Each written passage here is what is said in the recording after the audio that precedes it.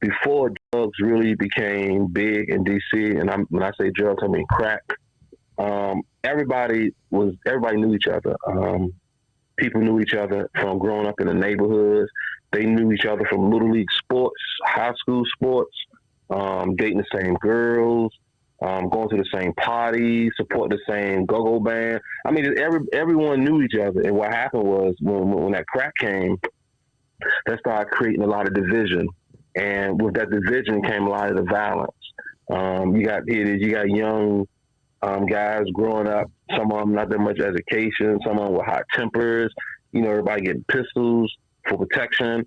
So that drugs, it brought a violent culture because you had to be strapped. You had to in DC, you had to be if you was on the streets in DC during this era, you had to be a bad dude, man. Many guys who are out here today, they were on the porch back in the day. They couldn't come out.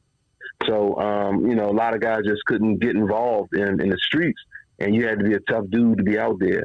And it made the entire culture violent. And here it is. Now you have friends killing friends, relatives killing relatives.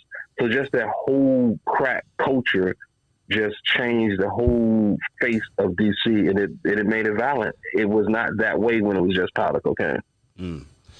And it also put you guys on the map, say to so, because not only was it affecting the streets, but it affected the mayor. Marion Barry was, caught with crack cocaine.